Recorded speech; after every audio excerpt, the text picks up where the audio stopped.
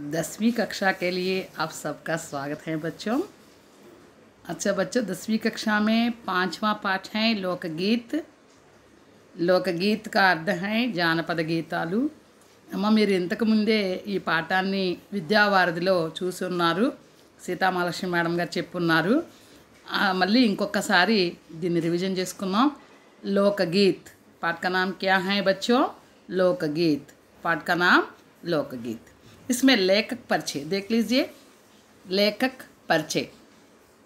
भगवत शरण उपाध्याय हिंदी साहित्य के प्रसिद्ध रचनाकार हैं। देखिए यहाँ लेखक का नाम क्या है? भगवत शरण उपाध्याय। भगवत शरण उपाध्याय हिंदी साहित्य के प्रसिद्ध रचनाकार हैं। हिंदी साहित्य के प्रसिद्ध रचनाकार। हिंदी సాహిత్యంలో ప్రసిద్ధమైనటువంటి రచనాకారుడు అంటే రచయిత ఎవరు? భగవత్ శరణ్ उपाध्याय। इनका जन्म 1910 में हुआ। इनका जन्म कब हुआ बच्चों? 1910 में। देखिए पाठ का नाम लोकगीत और लेखक का नाम भगवत शरण उपाध्याय। इनका जन्म कब हुआ बच्चों? 1910 में। 1910లో ఈయన జన్మించారు। इन्होंने अनेक कहानियाँ, कविताएं, रिपोर्टाज, निबंध, बाल साहित्य आदि लिखे हैं। देखिए इन्होंने अनेक कहानियाँ, చాలా కథలు, కవితలు, రిపోర్టాజ్ అంటే ఎడిటోరియల్స్ అన్నమాట, ఎడిట్స్, నిబంధ అంటే తెలుసుగా మీకు, వ్యాసాలు, బాల సాహిత్యం, ఇవన్నీ కూడా చాలా రాశారు। గంగా గోదావరి, कालिदास का भारत, टूटा आम आदि इनकी प्रसिद्ध रचनाएं हैं। మరి వీరి యొక్క ప్రసిద్ధ రచనలు ఏంటమ్మా? గంగా గోదావరి, కాళిదాస్ కా భారత్, టూటా ఆమ్ మొదలైనవన్నీ కూడా వీరి యొక్క ప్రసిద్ధ రచనలు। देख लीजिए। लेखक का नाम भगवत शरण उपाध्याय। पाठ का नाम लोकगीत। उसके बाद इनकी रचनाएं चित्र में भी देख लीजिए। भारत की कहानी इनकी प्रसिद्ध रचना है। उसके बाद बच्चों इस पाठ में आए हुए भाषा की बात पर पहले चर्चा करेंगे, क्योंकि पाठ आप इसके पहले सुने हुए हैं। देखिए भाषा की बात, पर्याय शब्द, ఈ పాఠంలో వచ్చినటువంటి పర్యాయ పదాలు ఒక్కసారి చూడండమ్మా। సాధన, అభ్యాస్। సాధన అంటే అభ్యాస్, నిరంతర ప్రయాస్, ప్రాక్టీస్ అన్నమాట। త్యోహార్, పర్వ, ఉత్సవ్, పండుగ మరియు ఈ త్యోహార్ అనే పదానికి పర్యాయ పదాలు అన్నమాట అవి। देहात का अर्थ है गांव, ग्राम। अच्छा उपसर्ग माने क्या है? आपको मालूम ही है, 9वीं कक्षा में पढ़ चुके होंगे। उपसर्ग वह शब्दांश है जो शब्द के पहले जोड़ा जाता है और उसके अर्थ में परिवर्तन लाता है। उपसर्ग అంటే పిల్లలు ఒక శబ్దాంశము, ఆ శబ్దాంశం ఆ పదానికి ముందు పెడితే దాని ఆ పదం యొక్క అర్థమే మారిపోతుంది, దాన్ని ఉపసర్గ అంటారనమాట। इसके लोकगीत में लोक, निराशा में निर उपसर्ग हैं। उसके बाद देखिए बच्चों लिंग।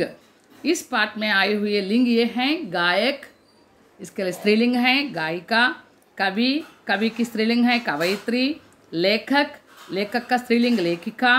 और इस पाठ में आए हुए विलोम शब्द देख लीजिए। सजीव, निर्जीव, परदेशी, स्वदेशी, శాస్త్రీయ, అశాస్త్రీయ।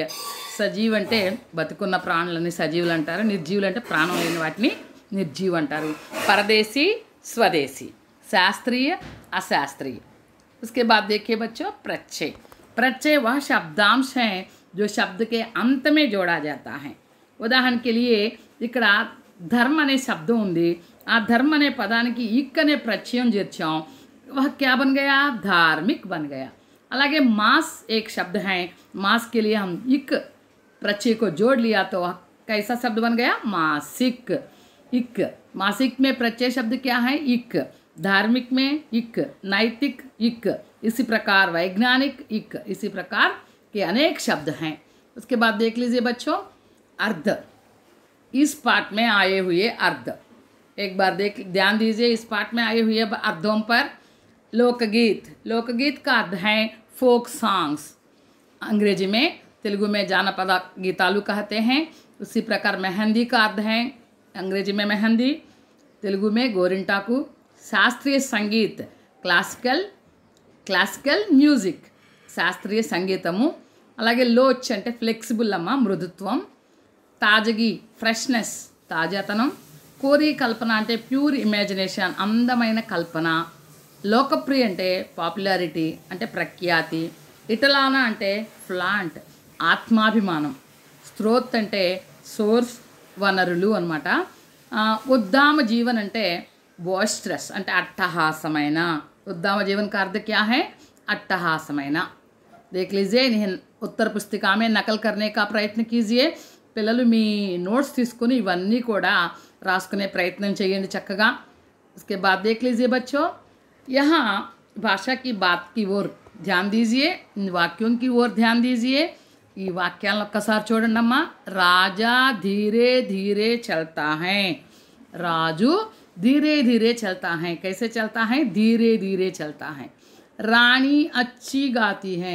रानी कैसी गाती है? अच्छी गाती है. रवि परसों आएगा. रवि कब आएगा? परसों आएगा. राजा यहाँ रहता है. राजा कहाँ रहता है? राजा यहाँ रहता है. చూసారమ్మా, ఈ పదాలు మరి భాషా భాగాలకు సంబంధించి क्रिया विशेषण क्या कहते हैं? इन शब्दों को क्रिया विशेषण कहते हैं. ఎందుకు క్రియా విశేషణాలు అన్నారు అంటే, ఇక్కడ చల్తా హై అంటే నడుస్తున్నాడు, ఎలా నడుస్తున్నాడు అనేది వర్ణిస్తుంది. అంటే క్రియను వర్ణించే పదాలని క్రియా విశేషణాలు అంటారు కదా. अंग्रेजी में क्या कहते हैं? इन्हें एडवर्ब कहते हैं. धीरे धीरे, यहाँ धीरे धीरे. इसी प्रकार अच्छी गाती हैं. गाती हैं कैसी गाती हैं? अच्छी गाती हैं, పాడుతుంది, ఎలా పాడుతుందని వర్ణిస్తుంది కాబట్టి అచ్చి అనేది క్రియా విశేషణం. అలాగే ఆయేగా వస్తాడు, ఎప్పుడు వస్తాడు? ఎల్లుండి వస్తాడు. యహా పరసోం అనేది ఎల్లుండి అనే అర్థం కలిగి ఉంది. ఈ పరసోం అనేది క్రియా విశేషణం, క్రియ యొక్క క్రియ గురించి చెప్తుంది అనమాట, ఎప్పుడు, ఎలా, ఎందుకు అనే అనమాట. నెక్స్ట్ రాజా యహా రహతా హై. రాజు ఇక్కడ ఉంటున్నాడు. యహా అనేది ఇక్కడ క్రియా విశేషణం. ధీరే ధీరే, తేజ్, కూబ్, जोर से, यहाँ, आज, कल आदि इन शब्दों को क्रिया विशेषण कहते हैं. क्या कहते हैं बच्चों? क्रिया विशेषण, क्रिया की विशेषता बताने वाले शब्द. మరమ్మ ఈ క్రియా విశేషణాలను మీరు ఎలా కనిపెడతారు అంటే, క్రియల్ని కొన్ని ప్రశ్నలు అడగాలి. ఏం ప్రశ్నలు అడగాలి? కైసే, కబ్, కబ్, కైసే, కితనే, ఇలాంటి ప్రశ్నలు అడిగినట్లయితే సమాధానాలు వచ్చినాయి అనుకోండి. కహా, కహా అంటే ఎక్కడ, ఈ ప్రశ్నలకు సమాధానాలు ఇస్తే ఆ సమాధానాలే మీకు క్రియా విశేషణాలు అనమాట. उसके बाद देखिए बच्चों,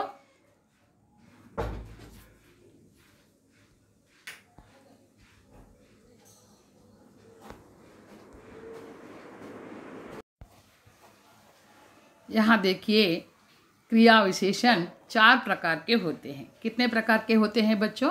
4 प्रकार के होते हैं. क्या क्या हैं? देख लीजिए, यहाँ बीच में क्रिया विशेषण है. परिमाणवाचक क्रिया विशेषण, स्थानवाचक क्रिया विशेषण, रीतिवाचक क्रिया विशेषण और कालवाचक क्रिया विशेषण. देख लीजिए बच्चों, क्रिया विशेषण कितने प्रकार के होते हैं? 4 प्रकार के होते हैं. परिमाणवाचक क्रिया विशेषण, स्थानवाचक क्रिया विशेषण, रीतिवाचक क्रिया विशेषण, कालवाचक क्रिया विशेषण. परिमाणवाचक क्रिया विशेषण, इस परिमाणवाचक माने कितने, माने बहुत खाया, राम बहुत खाया, राम कुछ ही खाया. इस प्रकार परिमाण के बारे में बताते हैं, यह परिमाणवाचक क्रिया विशेषण कहते हैं. उसके बाद देखिए स्थानवाचक क्रिया विशेषण. राम कहाँ गया? राम यहाँ आया, राम वहाँ बैठा, राजा वहाँ खेल रहा है. इस प्रकार स्थान के बारे में बताने वाले क्रिया विशेषण को स्थानवाचक क्रिया विशेषण कहते हैं. उसके बाद देखिए कालवाचक क्रिया विशेषण. कब, कब प्रश्न करने से, क्रिया से कब प्रश्न करने से जब समाधान आता है, जब जवाब आता है, उसी को हम कालवाचक क्रिया विशेषण कहते हैं. देखिए राजा परसों दिल्ली जाएगा, राजा परसों दिल्ली जाएगा. इस वाक्य में परसों कालवाचक क्रिया विशेषण है. राजा आज पाठशाला आएगा, राजू ఈ రోజు పాఠశాలకు వస్తాడు. आज कालवाचक क्रिया विशेषण. राजा कल गन्नवरम जाएगा, రేపు गन्नवरम వెళ్తాడు. यहाँ कल, कल कालवाचक क्रिया विशेषण. इस प्रकार आज, कल, परसों, तरसों, बहुत दिन से, कुछ दिन से, इस प्रकार के ये सारे शब्द कालवाचक क्रिया विशेषण के अंतर्गत आते हैं. क्योंकि वे क्रिया के काल के बारे में हमें पता दिलाते हैं, इसलिए इन सारे शब्दों को कालवाचक क्रिया विशेषण कहते हैं। उसी प्रकार बच्चों रीतिवाचक क्रिया विशेषण, रीति का अर्थ है विधि पद्धति, रीतिवाचक क्रिया विशेषण देख लीजिए। रीतिवाचक क्रिया विशेषण में रीति के बारे में पता चलता है, क्रिया की रीति माने क्रिया कैसे चलती है। उदाहरण के लिए राम धीरे धीरे चलता है, राजा तेज दौड़ता है। इस प्रकार कैसे प्रश्न करने से ఎలా అనే ప్రశ్నించుకున్నట్టయితే సమాధానం వస్తే అది రీతివాచక క్రియా విశేషణ కింద మనం గుర్తించవచ్చు। చూసారుగా, అర్థమైందమ్మా మీకు? क्रिया विशेषण कितने प्रकार के होते हैं? 4 प्रकार के। क्या क्या है? परिमाणवाचक क्रिया विशेषण, स्थानवाचक क्रिया विशेषण, रीतिवाचक क्रिया विशेषण और कालवाचक क्रिया विशेषण। देख लिया ना बच्चों? इनके लिए उदाहरण भी मैं इसके पहले दी हूँ, देख लीजिए। राजा धीरे धीरे चलता है, यह तो रीतिवाचक क्रिया विशेषण है। रानी अच्छी गाती है, यह भी रीतिवाचक क्रिया विशेषण है। रवि परसों आएगा, यह कालवाचक क्रिया विशेषण है। इसी प्रकार राजा यहाँ रहता है, यह स्थानवाचक क्रिया विशेषण है। तेज तेज रीतिवाचक क्रिया विशेषण, खूब परिमाणवाचक क्रिया विशेषण, जोर से रीतिवाचक क्रिया विशेषण, यहाँ स्थानवाचक क्रिया विशेषण, आज आज కాలవాచక క్రియా విశేషణ, కల్ भी కాలవాచక క్రియా విశేషణ। ఈ విధంగా మీరు పాఠంలో ఏమైతే ఉన్నాయో ఆ పదాలన్నీ కూడా ఏ విశేషణాలకు సంబంధించింది మీరు ఈజీగా గుర్తుపట్టేయచ్చు। ఉదాహరణకి మీరు ఇప్పుడు మీ దగ్గర 10th క్లాస్ టెక్స్ట్ బుక్ లేవు కాబట్టి 9th క్లాస్ టెక్స్ట్ బుక్ తీసుకుని అందులో రకరకాల క్రియా విశేషణాలు ఏమేమి ఉన్నాయో ఒక్కసారి మీరు జాగ్రత్తగా పరిశీలించండి, అప్పుడు ఇంకా మీకు చాలా బాగా అర్థమవుతుందన్నమాట। इसके बाद देख लीजिए बच्चों लोकगीत। अब मैं लोकगीत के बारे में, पाठ के बारे में थोड़ा जानकारी देना चाहती हूँ। लोकगीत गुరించి కొంచెం చెప్పాలనుకుంటున్నాను। చూడండి, यहाँ चित्र देखिए। लोकगीत अनेक प्रकार हैं। ఈ జానపద గీతాలమ్మ, జానపద గీతాలంటే జనపదులు పాడుకునే పాటలు, జనాలంటే గ్రామంలోని ప్రజలు, గ్రామీణ ప్రజల యొక్క సంగీతం అన్నమాట ఇది లోకగీత్। ఇవి చాలా రకాలు। లోకగీత్ సీదే జనతా కా సంగీత్ హై, ఇది ప్రజల యొక్క, పల్లె ప్రజల యొక్క సంగీతం ఇది। लोकगीत शास्त्रीय संगीत से भिन्न है। देख लीजिए, नीचे शास्त्रीय संगीत है चित्र में, ऊपर लोकगीत है। ये दोनों बिल्कुल भिन्न हैं। ఎలా ఈ రెండుకి చాలా తేడా ఉంది। ఎలా తేడా ఉంది? लोकगीत के लिए साधना की ज़रूरत नहीं होती। అమ్మ జానపద గీతాలు ఏం సాధన చేయవసరం మనం ఎక్కువసార్లు। शास्त्रीय संगीत के लिए साधना की ज़रूरत होती है। और लोकगीत की भाषा सामान्य जनों की भाषा है। మరి శాస్త్రీయ సంగీత్ की भाषा గ్రాంధిక భాష होती है। చూడండి, అదేమో జనాలు మాట్లాడుకునే మాటల్లో ఉంటాయి పాటలు, ఇవేమో ఏముంటాయి గ్రాంధిక భాషలో ఉంటాయి ఇటు। తర్వాత సందే देखिए, ये लोकगीत बहुत ही सीधे मर्म को छू लेती हैं, माने सब लोगों को समझ में आ जाती है, అందరికీ అర్థమయ్యేయి, అసలు డైరెక్ట్గా హృదయాన్నే తాకుతాయి అన్నమాట। उसके बाद देखिए लोकगीत के साधन। మరి ఇప్పుడు ఇంతకుముందు లోకగీత్కి శాస్త్రీయ సంగీత్కి తేడాలేంటో తెలుసుకున్నాం। ఇప్పుడు ఈ స్లైడ్లో చూడండి, లోకగీత్ పాడడానికి ఏమేమైతే సాధనాలు ఉపయోగిస్తారో వాటిని ఏమేమంటారో ఒక్కసారి చూడండి। ఢోలక్, ఢోలక్ హై డప్పు। జాంజ్, జాంజ్ అంటేనమ్మా మీరు చూసే ఉంటారు, భజన చేస్తూ ఉంటారే ఆ తాళాలు। కర్తాల్, కర్తాల్ అంటే చేతికి తగిలించుకొని హరిదాసు వీటిని ఇలా ఇలా మోగిస్తూ ఉంటాడు, మీరు చూసే ఉంటారు। ఇంకో కర్తాల్ कहते हैं। బాజే మీకు అందరికీ తెలుసు, చిడతలు అంటే కోలాటపు కర్రలు। उसके बाद देखिए బాంసురి, బాంసురి అంటే పిల్లన గ్రోవి, మీ అందరికీ తెలిసిందే। వీటన్నిటితోనే జానపద సాహిత్యం, జానపద గీతాలు పాడుతూ ఉంటారనమాట। इसके बाद देखिए बच्चे लोकगीत के राग। ఇప్పటివరకు అమ్మ మనం లోకగీత్ శాస్త్రీయ సంగీతంతో ఎలా భిన్నంగా ఉంది చెప్పుకున్నాం, లోకగీత్ పాడటానికి ఏమేమి సాధనాలు ఉపయోగిస్తారో చెప్పుకున్నాం। ఇప్పుడు లోకగీత్ ఏ ఏ రాగాల్లో పాడతారు देखिए। ఏ గీత్ పీలు, పీలు అంటే ఒక రాగం పేరు, సారంగ్ ఇది ఒక రాగం, దుర్గా ఇది ఒక రాగం, సావన్ ఇది ఒక రాగం, సోరట్ ఇది ఒక రాగం। ఈ ఇన్ని రాగాల్లోనూ ఈ పాటల్ని పాడుతూ ఉంటారన్నమాట। देखिए कहरवा, बिरहा, दोबिया आदि देहात में बहुत गाए जाते हैं। ఇక చూడండి, దోబియా అంటే బట్టలు ఉతికేటప్పుడు కూడా ఆ పాటలు పాడుతూ బట్టలు ఉతుకుతూ ఉంటారనమాట, ఎందుకని వాళ్ళ శ్రమని మర్చిపోవటం కోసం। అది ఆ పల్లెల్లో ఇవి ఇంకా ప్రచురితమై ఉన్నాయి. ఈ రాగాలు ఈ విధంగా ఈ పాటలు కహరవా అని, బిరహా అని, దోబియా అని ఇవన్నీ కూడా పల్లెల్లో పాడుతూ ఉంటారనమాట. చూడండి ఇవన్నీ కూడా మీకు ఇప్పుడు ఇవి మీరు ఇవన్నీ అనొచ్చు, ఇవన్నీ మన దగ్గర ఉండవు కదండి. ఇవి ఉత్తర భారతదేశంలోని జానపద గీతాలు. మన దగ్గర ఉండే ఏంటి, మన దగ్గర ఉండే పల్లె పదాలు బతుకమ్మ బతుకమ్మ ఉయ్యాలో అదొకటి, అట్ల దద్ది ఆరట్లో ఇలాంటివి ఇంకా చాలా చాలా. ఇటీవల వచ్చిన పాటలు చూసారా ఎంత బాగుంటుంది అది, చేతులెత్తి మొక్కుతా చెయ్యి చెయ్యి కలపుకురా, ఎంత బాగా అది జనాల్లోకి వెళ్ళిపోయింది చూసారు ఆ పాట. ఎందుకని వెళ్ళిపోయింది ఆ పాట అంత తొందరగా అంటే ప్రస్తుత పరిస్థితుల్లో సందేశాత్మకంగా పాట రాయటం జరిగింది, ఎందుకని కరోనా పరిస్థితి కాబట్టి. తర్వాత రెండోది ఏంటంటే ఆ భాష కూడా జనాలు ఉపయోగించే భాష కాబట్టి చాలా చక్కగా ప్రతి పిల్లవాడు ఈజీగా నేర్చేసుకున్నాడు దాన్ని. ఈ విధంగా అది ప్రచురితమైపోయింది. అలాగే లోకగీత్ రాగాలు, ఈ రాగాల్లో పాడతారు. నెక్స్ట్ ఏ గీత్ బాజ్, డోలక్, జాంజ్, करताल, बांसुरी आदि की मदद से गाते हैं. ఇందాకడే చెప్పుకున్నాం కదా, బాజ్ అంటే ఏంటి చూపించాను, డోలక్ చూపించా, జాంజ్ చూపించా, కరతాల్ చూసాం, బాంసురీ చూసాం. వీటన్నిటి ద్వారానే ఈ పాటలు పాడుతూ ఉంటారనమాట. లోకగీత్ గావోం और इलाकों की बोलियों में गाए जाते हैं. ఇంకా జానపద గీతాలు గ్రామాల్లోనూ ఇంకా పల్లెల్లో మారుమూల ప్రాంతాల్లోనూ వాళ్ళ యొక్క మాండలికాల్లో వీటిని పాడతారనమాట. వాళ్ళు ఏమైతే భాషను ఉపయోగిస్తారో ఆ భాషలో ఈ పాటలు పాడటం జరుగుతుంది. ఆసాన్ భాషకే కారణ్ హీ లోకగీత్ సఫల్ హుయే హే. చూడండి ఆ భాష చాలా తేలిక కాబట్టి ఆ తేలిక భాష మూలంగానే ఈ లోకగీతాలు చాలా విజయవంతమైనవి అనమాట. इसके बाद देखिए बच्चों लोकगीत के प्रकार देखिए. आदिमवासी के लोकगीत यहाँ देखिए. आदिमवासी के लोकगीत दी बाउल और बतियाली, राजस्थान के ढोलामारू, पहाड़ी, रसिया, गुजरात में गरबा, बारहमासा. చూడండి ఇవన్నీ లోకగీతాల్లో రకాలు. ఇవన్నీ కూడా ఉత్తర భారతదేశంలోని జానపద గీతాలు అనమాట. చూడండి ఇవి చూసుకోండి ఒకసారి. ఆదిమవాసి లోకగీత్, బావుల్ और బటియాలి, పహాడీ, రసియా, గుజరాత్ మే గరబా, గుజరాత్లో పాడే గరబా డ్యాన్స్ చూడండి. బారహమాస అంటే 12 నెలలు స్త్రీలు పాడుకునే పాటలు. రాజస్థాన్లో ఢోలామారు. इसके बाद देखिए విదేశీయా బీహార్లో ఎక్కువగా ప్రచురితమై ఉంటుంది ఇది. పంజాబ్కే లోకగీత్, చైత, సోహర్, కజరీ, సావన్ మాసంలో ఉయ్యాలు చూసారని చక్కగా. ఇవన్నీ కూడా ఈ లోకగీతాల్లో రకాలు. ఆదిమవాసియోంకే సంగీత్. ఇప్పుడు మనం ఆదిమవాసియోంకే సంగీత్ గురించి తెలుసుకుందాం.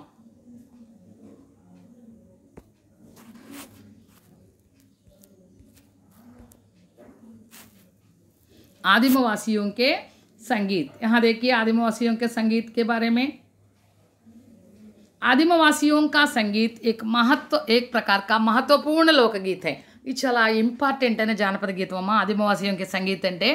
ये लोकगीत मध्य प्रदेश, दक्कन, छोटा नागपुर, भील संताल आदि में फैले हैं. ఈ గీతాలు ఎక్కడెక్కడ వ్యాపించి ఉన్నాయి అంటే ఈ ప్రదేశాల్లో ఏ ప్రదేశాల్లో మధ్యప్రదేశ్, దక్కను, చోటా నాగపూరు, భీల్ సంతాలు ఈయన్నిటిలో కూడా వ్యాపించి ఉన్నాయి. ఏ గీత్ బడే దలోమే గాయే జాతే హే. ఈ పాటలు సింగిల్గా పాడతారా కాదు, సమూహాల్లో గ్రూపులుగా ఈ పాటల్ని పాడటం జరుగుతుందన్నమాట. యహా దేకి. ఇప్పుడు ఆదిమవాసియోं के సంగీత్ గురించి తెలుసుకున్నాం. ఇక్కడ చూడండి పహాడీ ఏక్ ప్రకార్ కా లోకగీత్ హై. ఈ పహాడీ అనేది ఒక రకమైనటువంటి లోకగీతం. ఇన్మే భిన్న రూప్ హై ఫిర్ భీ సమాన భూమి హై. ఇట్లో రకరకాల రూపాలు ఉన్నాయి కానీ దాని యొక్క సారాంశం మాత్రం ఒకటే. గడ్వాల్, కిన్నౌర్, కాంగడా ఆది ప్రాంతం మే ఏ గీత్ గాయే జాతే హై. గడ్వాలు, కిన్నౌరు, కాంగడా మొదలైన ప్రాంతాల్లో ఈ పాటలు పాడతారు. ఇన్కో అలగ్ విధియో మే గాయే జాతే హై. మరి ఈ పాటల్ని రకరకాల పద్ధతుల్లో పాడుతూ ఉంటారమ్మా. చూడండి రాజస్థాన్ మే డోలామారు బడే చావ్ సే గాయే జాతే హై. చాలా ఇంట్రెస్ట్గా పాడే పాట డోలామారు. ఈ డోలామారు గురించి మన క్లాస్లో మేడం గారు కూడా చెప్పారు. డోలా ఎవరు, మారు ఎవరు అని. లోకగీతం కా విషయ రోజుమర్రా కే బహతే జీవన్ సే లేతే హై. ఈ జానపదాల విషయం రోజువారీ జీవితం నుంచే తీసుకుంటారు, ఎక్కడి నుంచో తీసుకోరు. రోజువారీ నిత్య జీవితంలో జరిగే సంఘటనలే దీనిలో లోకగీతాల్లో విషయంగా తీసుకుంటారన్నమాట. కల్పనకో మాన్ నహీ దేతే, ఏమి ఊహకనేది అసలు ఏమి ప్లేస్ ఇవ్వరు ఇక్కడ. అంటే ఊహించి రాయడం అనేది ఉండదు. అంతా రోజువారీ జనజీవితంలో ఏదైతే జరుగుతుందో అదే ఇక్కడ ఇస్తారనమాట. ఉదాహరణకి చూడండి, నేను ఎవ్వరికి చెప్పకుండా చదవడానికి, మా అత్తగారు చూడకుండా చదవడానికి, చదవడానికి చదవడానికి చదవడానికి చదవడానికి, కసువైన ఊడ్చకుండా కళ్ళాపి చల్లకుండా, హై హై కసువైన ఊడ్చకుండా కళ్ళాపి చల్లకుండా, నేనెవ్వరికి చెప్పకుండా చదవడానికి, మా అత్తగారు చూడకుండా చదవడానికి, చదవడానికి చదవడానికి చదవడానికి చదవడానికి, ముగ్గర్ర గీయకుండా తలిపైన ముయ్యకుండా, ముగ్గర్ర గీయకుండా తలిపైన ముయ్యకుండా, నీళ్ళైనా తోడకుండా బట్టలైన ఉతక్కుండా, నీళ్ళైనా తోడకుండా బట్టలైన ఉతక్కుండా, కూరైన వండకుండా కూడైన వండకుండా కూరైన తరక్కుండా, కూడైన వండకుండా కూరైన తరక్కుండా, నేనెవ్వరికి చెప్పకుండా చదవడానికి, మా అత్తగారు చూడకుండా చదవడానికి. చూసారు ఈ పాట విన్నారు కదా. ఈ పాటలో మీకు ఏమర్థమైంది? ఈ పాట యొక్క విషయం ఏంటి? రోజువారీ పనులే, బట్టలు ఉతకడం, మరి ఇవన్నీ నీళ్లు తోడటం, ఈ పల్లెల్లో ఉండేటటువంటి రోజువారీ పనుల మీదే పాటలు ఉంటాయి అన్నమాట. ఇవేం చేస్తాయి ఈ పాటలు? మనకి సీదే మర్మకో చూలేతే హే, ఎంత అర్థవంతంగా ఉంటాయంటే మనకి డైరెక్ట్గా హృదయానికి తాకుతూ ఉంటాయి అన్నమాట.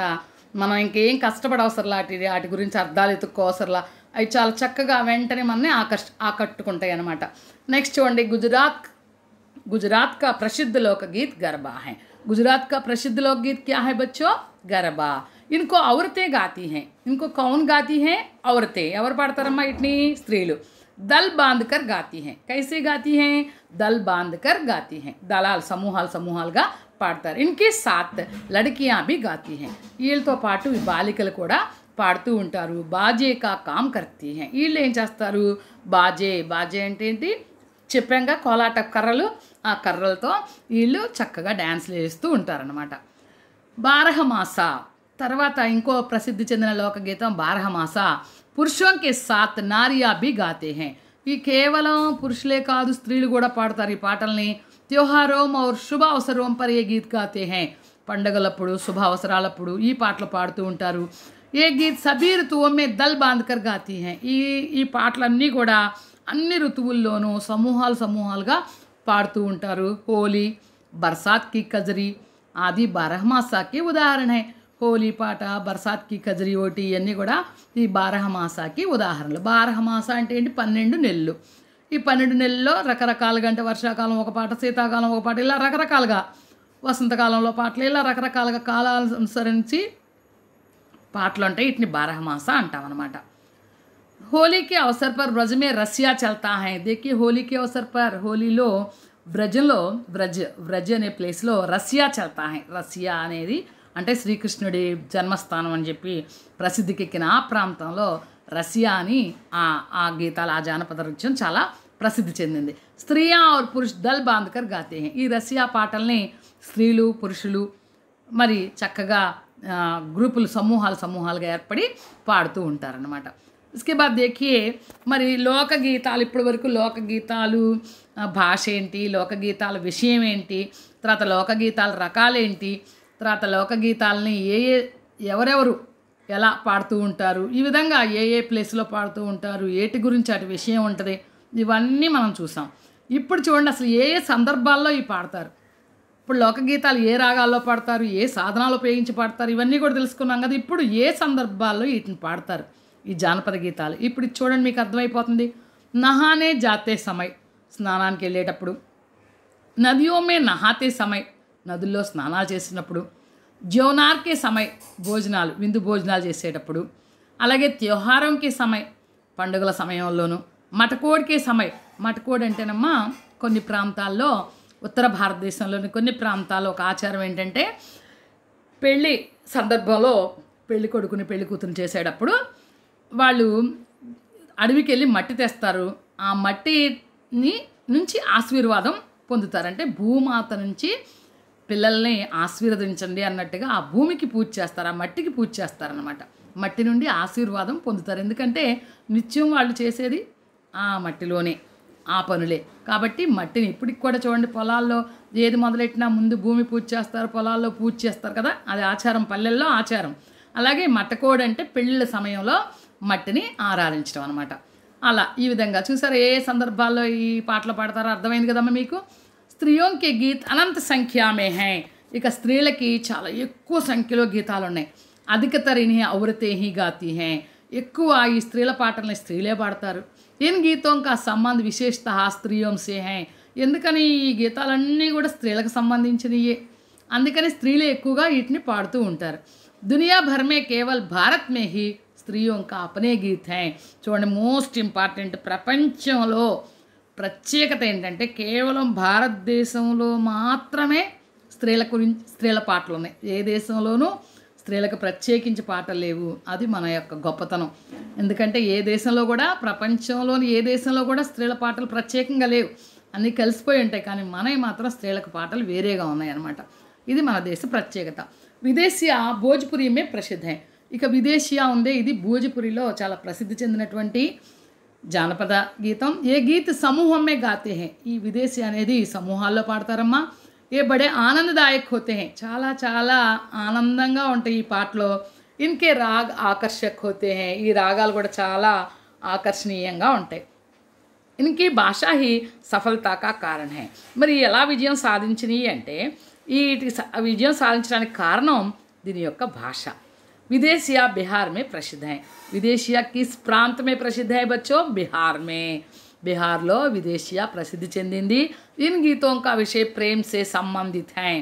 మరి ఈ గీతాల యొక్క విషయం దేంతో సంబంధించింది అంటే ప్రేమకు సంబంధించింది. పరదేశీ ప్రేమికి కరుణ और विरह इन गीतों में मिलते हैं. ఎందుకంటేనమ్మా బీహార్ నుండి ఎక్కువ మంది విదేశాలకి, కానీ బీహార్ కొంచెం కరువు ప్రాంతం అయ్యేసరికి వేరే సంపాదించడం కోసం విదేశాలకు వెళ్ళిపోతూ ఉండేవాళ్ళు. అప్పుడు ఆ పరదేశీ ప్రేమికుల గురించి విరహ వేదంతో పాడే పాటలే ఈ పాడుతూ జానపద గీతాలుగా ప్రసిద్ధి చెందినాయి అన్నమాట ఇవి. उसके बाद देखिए आल्हा और एक लोकगीत का नाम क्या है बच्चों? आल्हा. आल्हा बड़ा लोकप्रिय गाना है. చాలా ప్రసిద్ధి చెందినటువంటి జానపద గీతం. ఏ బుందేల్ఖండ్ మే గాయే జాతే హై. ఎక్కడ పాడతారు వీటిని? బుందేల్ఖండ్లో పాడతారు. ఇస్కా ఆరంభ చందేల్ కే రాజా జగనిక్ నే కియా హై. దీన్ని ఎవరు ప్రారంభించారు అంటే చందేల్ రాజు అయినటువంటి జగనిక్ మహారాజు వీటిని ఆరంభించారనమాట. ఈ ఆల్హా ఓదల్ అనే వాళ్ళిద్దరూ అన్నదమ్ములు. इसने ఆల్హా ఓదల్కి వీరతా కా వర్ణన కియా హై. ఈ ఇద్దరు కూడా యుద్ధంలో వీరి యొక్క వీరత్వాన్ని వర్ణించారు కవులు. పూర్వం కవులు కూడా యుద్ధానికి వెళ్ళేవాళ్ళు. యుద్ధానికి వెళ్ళి అక్కడ ఉన్నటువంటి వాతావరణం అంతని కూడా తన కవిత్వంలో చిత్రీకరించేవాళ్ళు. ఈ పాటలు మాత్రం జానపద రూపంలో బయటకు వచ్చినాయి అనమాట. ఏ గీత్ అనేక గావో మే ఆజ్ బీ గాయే జాతే హై. మరి ఉత్తర భారతదేశంలో అనేక గ్రామాల్లో నేడు కూడా ముఖ్యంగా బుందేల్ఖండ్లో ఈ పాటలు ఇప్పటికీ పాడుకుంటూనే ఉంటారంట. మహాకవి కాళిదాస్. ఎందుకని మహాకవి కాళిదాస్ గురించి చెప్పుకుంటున్నాం అంటే, మహాకవి కాళిదాసు తన గ్రంథాల్లో ఈ జానపద సాహిత్యాన్ని చాలా బాగా వర్ణించారనమాట. అందుకనే మహాకవి కాళిదాస్ కా చిత్ర దియా గయా హై, దేఖ్ లో బచ్చో. మహాకవి కాళిదాసు ఎక్కువగా జానపద సాహిత్యాన్ని గురించి తమ గ్రంథాల్లో వర్ణించారు. సోహర్, బాణి, సెహరా ఆది అనంత లోక గీతం కా ప్రకార హై. అనంతమైన జానపద గీతాలు ఇవి కూడా కొన్ని రకాలన్నమాట. చూడండి, సోహర్ అంటే ఇక్కడ చూసారు, సోహర్ గీత్ ఇది దేఖ్ లీజియే. స్త్రియా డోలక్ సే గాతీ హై. స్త్రీలు డప్పు సహాయంతో పాటలు పాడుతూ ఉంటారు. కుచ్ గీత్ డోలక్ సహాయంతో పాడతారనమాట. కుచ్ గీత్ నటరస్యం పర్ ఖేల్తే హుయే గాతే హై. కొన్ని పాటలు అయితే సర్కస్ పిల్లల్ని చూస్తూ ఉంటారు కదా మీరు, ఆ తాళ్ళ మీద అలా వెళ్తూ కూడా కొన్ని పాటలు పాడుతూ ఉంటారన్నమాట. మైథిలి కోకిల్ విద్యాపతి కా గీత్ పూరబ్ కి బోలీ మే గాతే హై. మరి మైథిలి కోకిల్ విద్యాపతి మహాకవి అనమాట. విద్యాపతి, ఆయన్ని మైథిలి కోకిల్ అంటారు. ఆ విద్యాపతి యొక్క పాటలను కూడా పూరబ్ కి బోలీ మే తూర్పు మాండలికాల్లో పాడుతూ ఉంటారు.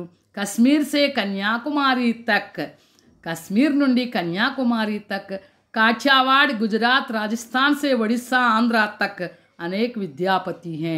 అలాగే కాశ్మీరు, కన్యాకుమారి, కాఠియావాడ, గుజరాత్, రాజస్థాన్, ఒడిస్సా, ఆంధ్ర, ఇలా కన్యాకుమారి నుంచి అంటే కాశీ నుండి కన్యాకుమారి వరకు ఉన్న ఎన్నైతే రాష్ట్రాలు ఉన్నాయో అన్ని రాష్ట్రాల్లో బోళ్ళంతమంది విద్యాపతులు ఉన్నారు. అంటే దీని అర్థం ఏంటంటే, इसका अर्थ है అనేక రచనాకార్ హై. చాలామంది జానపద గీతాలు పాటలు పాడేవారు, తర్వాత జనాలు పాటలు పాడుకునే జనాలు చాలామంది ఉన్నారు అని దీని అర్థం అనమాట. అంటే మన జానపద సాహిత్యం అంత ప్రచురితమైంది భారతదేశంలో. గాంవ్ కే గీత్ అనంత ప్రకార్ హై. పల్లెల్లో అయితే బోల్డన్ని రకాల పాటలు ఉంటాయి. చూసారుగా, బతుకమ్మ బతుకమ్మ ఉయ్యాలో, బంగారు బతుకమ్మ ఉయ్యాల అని పాడుతూ ఉంటారు కదా. తెలంగాణలో ప్రసిద్ధి చెందినటువంటి జానపద గీతం అది. ఇన్సే ఆనందకి స్రోతోంకి కమీ నహీ హై. దీంతో అసలు ఈ జానపద గీతాల వల్ల మనకి ఎంత ఆనందమో, మానసిక ఉల్లాసం కలుగుతూ ఉంటుందన్నమాట. ఒక్కొక్క పాట ఏంటంటే చక్కగా మనసుకి ఆనందం కలగటం కాకుండా మనం ఒక సందేశాన్ని కూడా గ్రహిస్తాం. లోకగీత్ గాంవ్ కే ఉద్దామ జీవన్ కే ప్రతీక్ హై. మరి జానపద గీతాలు గ్రామంలో ఉన్న అట్టహాసమైన జీవితానికి గుర్తులు. అట్టహాసమైన జీవితం అంటే చూడండి, ఒక గ్రామంలో ఏదైనా గంగానమ్మ జాతర ఏదో జాతర తీసుకోండి, ఎంత ఊగిపోతాయి, ఉల్లాసంగా ఉత్సాహంగా గ్రామస్తులు మొత్తం పాల్గొంటారు, అవునా కాదా. అలాగే దసరా ఉత్సవాలు, ఉట్టి కొట్టడం అని, అలా అన్ని రకాలుగా ఈ గ్రామాల్లో అట్టహాసమైన జీవితాలకి డప్పులు, మరి తర్వాత రకరకాల వాయిద్యాలతో ఊగుతా రకరకాలుగా ఈ జానపద గీతాలను ప్రదర్శిస్తూ ఉంటారనమాట. అందుకనే ఈ గ్రామానికి, గ్రామం యొక్క అట్టహాస జీవితానికి గుర్తులే ఈ జానపద గీతాలు అని అర్థం అనమాట. మరి ఇప్పుడు మనం ఈ పాఠంలో మనం ఏం నేర్చుకున్నాం ఒక్కసారి ఇది చూద్దాం. లోకగీత్ శాస్త్రీయ సంగీత్ సే భిన్న హై. ఈ జానపద గీతాలు శాస్త్రీయ సంగీతానికి తో వేరైనవి, అంటే రెండిటిలోనూ తేడా ఉంది. లోకగీత్ సీదే జనతాకా సంగీత్ హై. లోకగీత్ అనేది అసలు ప్రజల యొక్క సంగీతం అది. ఏ గీత్ గర్ గాంవ్ और నగర్ కి జనతాకి గీత్ హై. ఈ పాటలు ఎక్కడి నుంచి వచ్చినాయి? ఇళ్లలోంచి వచ్చినాయి, పల్లెల్లోంచి వచ్చినాయి, అలాగే నగరంలోంచి ప్రజల మధ్యలోంచి వచ్చినాయి. ఇన్కే లియే సాధనాకి జరూరత్ నహీ హోతీ హై. ఏమైనా ప్రాక్టీస్ చేయాలా, అభ్యాసం చేయాలా అవసరం, ఎవరైనా పాడేయచ్చు వీటిని. త్యోహారోం और విశేష అవసరం పర్ ఈ గాయే జాతే హై. ఎప్పుడెప్పుడు వీటిని పాడతారు? పండుగలప్పుడు, ఒక ప్రత్యేక అవసరాలప్పుడు ఈ పాటలను పాడుతూ ఉంటారు. ఇన్కే రచనాకార్ కౌన్ హై? గ్రామీణ జనతా హై. మరి వీటిని రచించింది ఎవరయ్యా అంటే గ్రామీణ ప్రజలే. స్త్రియా భీ ఇన్కి రచనాకి హై. చాలామంది స్త్రీలు కూడా వీటిని రచించి ఉన్నారనమాట. అచ్చా బచ్చో, ధన్యవాద్. అభీ తక్ లోకగీత్ పాఠ్ సునే హై. మరి దీన్ని చక్కగా మీరు నోట్స్ తీసుకొని చాలా చక్కగా ప్రతి పాయింట్ రాసుకోండి. ఇది 10వ తరగతిలో చాలా తేలికైన పాఠం, చాలా ఇంపార్టెంట్ అయిన పాఠం, పరీక్షల దృష్ట్యా కూడా చాలా ఇంపార్టెంట్ అయింది కాబట్టి చాలా చక్కగా రాసుకోండి. మీ పుస్తకాల్లో రాసుకొని పాఠశాల తరవగానే ఉపాధ్యాయులకి చక్కగా చూపించండి. అచ్చా బచ్చో, घर में रहो, सुरक्षित रहो. धन्यवाद.